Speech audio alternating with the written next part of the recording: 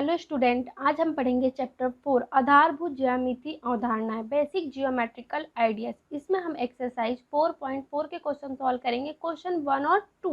तो question start करने से पहले ये जान लेते हैं कि त्रिभुज यानी ट्रायंगल किसे कहते हैं। तो तीन भुजाओं से घिरी किसी बंद आकृति को त्रिभुज कहते हैं। यहाँ क्या कह रहा है, तीन भुजाओं से घिरी कोई बंद आकृति होती है उसे हम क्या कहते हैं, त्रिभुज। तो हम यहाँ तीन भुजा से घिरी बंद आकृति बनाते हैं, एक ये, दो और ये तीन, ये बंद आकृति है। इसी को हम क्या कहते हैं, त्रिभुज। इसका नाम दे देते हैं ए बी सी। तो ये क्या है, त्रिभुज। इसे हम क्या कहते हैं, त्रिभुज। ये तीन भुजाओं से घिरी हुई बंद आकृति है जिसे हम त्रिभुज कहते हैं। या तो एक तीन भुजाओं वाला बहुभुज, हम इसे क्या कह सकते हैं, बहुभुज भी कह सकते हैं तीन भुजाओं वाला, क्योंकि बहुभुज क्या होता है, भुजाओं से मिलकर बनती है और बंद आकृति होती है। तो इसे हम क्या कह सकते हैं, तीन भुजाओं वाला बहुभुज जो होता है। वास्तव में यह सबसे कम भुजाओं वाला बहुभुज होता है, क्योंकि दो भुजा का बहुभुज बनता ही नहीं। अगर हम दो भुजा बनाते हैं तो इसमें बहुभुज बनेगा ही नहीं, बंद ही नहीं होगा। बहुभुज बनाने के लिए कम से कम तीन भुजा की आवश्यकता होती है और ये क्या बनता है, त्रिभुज। तो बहुभुज के लिए कम से कम तीन भुजा होती है, तो ये वास्तव में सबसे कम भुजाओं वाला क्या है, बहुभुज है। अब त्रिभुज की तीन भुजाएं, यानी त्रिभुज में कितनी होती है भुजाएं, तीन। जैसे एक, दो, ये तीन। त्रिभुज में तीन भुजाएं होती है, तीन शीर्ष होते हैं। शीर्ष क्या होते हैं, जहां दो रेखाएं मिलती है उसे हम शीर्ष कहते हैं। जैसे ए बी शीर्ष, यहाँ दो रेखाएं मिल रही तो क्या है, शीर्ष। तथा तीन कोण होते हैं, जहां दो रेखाएं मिलती है इस शीर्ष को हम कोण भी कहते हैं। तो यहाँ तीन कोण भी बनते हैं। तो त्रिभुज में तीन भुजाएं, तीन शीर्ष तथा तीन कोण होते हैं, हम इसी को क्या कहते हैं, त्रिभुज। अब त्रिभुज हम इस तरीके से भी तीन किरणों से बनाते हैं। तीन किरण से मान लेते हैं हम ये त्रिभुज बनाते हैं, तो ये ऐसे बनेगा। तो त्रिभुज में दो भाग होते हैं, एक बही भाग होता है, एक अभ्यंतर होता है। जहाँ ये दो बिंदु मिलती है उसको हम नाम देते हैं ए बी सी, और इससे क्या बनता है, त्रिभुज। तो बही भाग का मतलब क्या होगा, त्रिभुज के बाहर जो भी बिंदु अगर होते हैं उसको हम क्या कहते हैं, त्रिभुज का बही भाग। और त्रिभुज के अंदर मान लेते हैं कोई बिंदु यहाँ पे है, तो ये त्रिभुज का क्या होगा, अभ्यंतर होगा, ये अभ्यंतर बिंदु होगा। तो त्रिभुज में क्या होते हैं, बही भाग होता है और एक अभ्यंतर भाग होता है। अब आपको त्रिभुज के बारे में पता चल गया होगा। अब इससे संबंधित हम एक्सरसाइज के क्वेश्चन सॉल्व करते हैं। क्वेश्चन नंबर फर्स्ट देखेंगे। त्रिभुज ए बी सी का एक रफ चित्र खींचिए। इन त्रिभुज के अभ्यंतर में एक बिंदु P अंकित और उसके बही भाग में एक बिंदु Q अंकित कीजिए। बिंदु A इसके अभ्यंतर में स्थित है या बही भाग में स्थित है। इस क्वेश्चन में देख रहे हैं कुछ शर्तें दी है। एक त्रिभुज बनाना है, उसके अभ्यंतर में क्या बोला, बिंदु P अंकित करना, और बही भाग में क्या, बिंदु Q, और बताना है कि बिंदु A अभ्यंतर में है या बही भाग में। तो हम सबसे पहले क्या करेंगे, त्रिभुज ABC बनाएंगे। तो ये क्या है, त्रिभुज ABC, इसके नाम दे देते ABC। ये क्या हो गया, त्रिभुज ABC। अब क्या बोले, इन त्रिभुज के अभ्यंतर में एक बिंदु P अंकित कीजिए। अभ्यंतर का मतलब होता है त्रिभुज के अंदर का भाग, तो हम इसके अंदर कहीं एक बिंदु बना देते हैं, इसका नाम दे देते हैं बिंदु P, दे दिए। अब इसके बही भाग में एक बिंदु Q अंकित कीजिए। बही भाग का मतलब होता है त्रिभुज के बाहर का एरिया, जो भी है वो क्या कहलाएगा, बही भाग। तो हम इसके बाहर कहीं भी एक बिंदु Q दे देते हैं। तो यहाँ पे मान लेते हैं हमने एक बिंदु बनाया, इसका नाम दे दिए Q।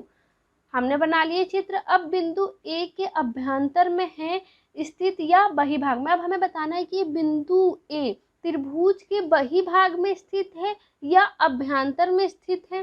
तो हम देख रहे हैं कि बिंदु A ना ही बही भाग में है ना ही अभ्यंतर में है। ये कहाँ पे है, त्रिभुज के शीर्ष पर है, जहाँ दो रेखाएं मिल रही है वहां पर स्थित है। तो हम यहाँ क्या लिखेंगे, बिंदु A ना तो बही भाग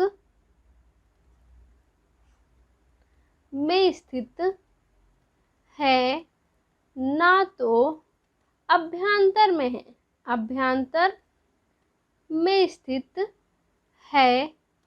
बिंदु A त्रिभुज का शीर्ष है, शीर्ष है, इसका आंसर हो जाएगा। अब क्वेश्चन सेकंड देखेंगे।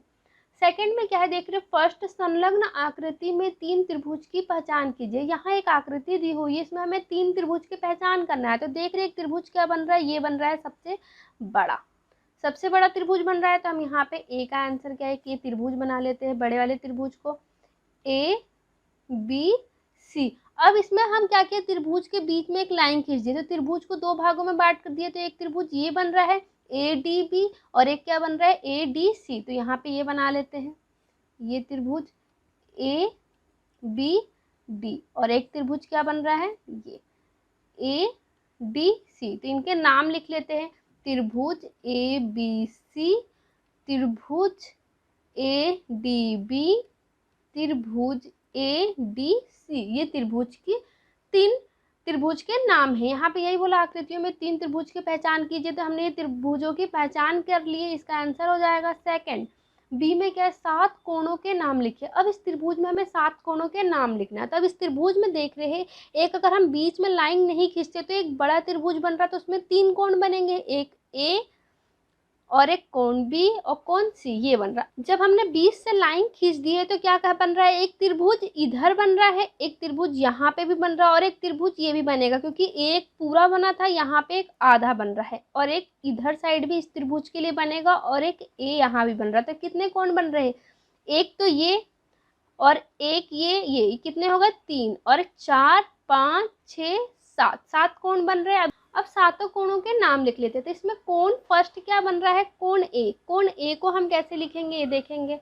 तो कोण ए को लिखने के लिए हम लिखेंगे कोण बी ए सी। एक कोण क्या बन रहा है, कोण बी। तो हम बी को लिखने के लिए कोण को बीच में, जिस कोण को लिखते हैं उसको हम बीच में लिखते हैं। तो बी को लिखने के लिए क्या करेंगे, ए बी डी। फिर एक कोण क्या बन रहा है, यहाँ पे देख रहे हैं डी को लिखने के लिए हम क्या करेंगे, कोण ए डी बी। अब यहाँ पे डी इधर वाले त्रिभुज के लिए भी बन रहा था, इसको भी लिखेंगे कोण ए डी सी। अब एक त्रिभुज कोण कहाँ बन रहा, कोण ए यहाँ पे और यहाँ पे दोनों अलग अलग बन रहे हैं, तो हम इसको लिखेंगे कोण बी ए डी, कोण ए डी ए सी। ये कोण हो गए, तो 6 कोण यहाँ पे हो गए। एक कोण और कौन सा छूट रहा, कोण सी। तो कोण सी लिखेंगे। कोण सी को लिखने के लिए क्या करेंगे, कोण ए सी बी। तो ये क्या हो गए, त्रिभुज के 7 कोण हो गए। हमें 7 कोणों के नाम लिखने हैं, तो हमने 7 कोण लिख लिए। एक कोण तो यहाँ पे भी ऐसे भी हो सकता है, कोण ए बी डी और कोण ए सी डी, ये भी हो सकते हैं। हमें 7 बोला, हमने 7 कोण लिख लिए। सी, इस आकृति में 6 रेखाखंडों के नाम लिखिए। अब इस आकृति में हमें क्या करनी है, 6 रेखाखंड के नाम लिखने हैं। तो रेखाखंड के नाम लिख लेते हैं। पहला क्या हो जाएगा, ए बी। तो ए बी रेखा, फिर ए बी के बाद ए सी रेखा और एक बी सी के बाद ए डी हो गया। अब इसको देख रहे हैं, यहाँ पे 2 भागों में बांट दिए, तो ये रेखा 2 भागों में बट गए, तो एक नाम ये भी हो जाएगा बी डी और डी सी।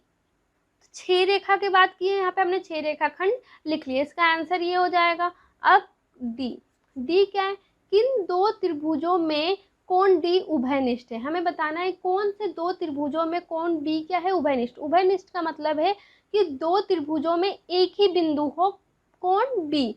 जब एक बिंदु कॉमन हो 2 त्रिभुजों के लिए तो उसको क्या कहते हैं, उभयनिष्ठ। तो हम यहाँ पे देख रहे हैं एक त्रिभुज है, बड़ा त्रिभुज जैसे हमने यहाँ पे बनाया है, तो कोण बी इसके लिए भी यूज हो रहा है, ए बी सी के लिए, और कोण ए बी डी के लिए भी यूज हो रहा है।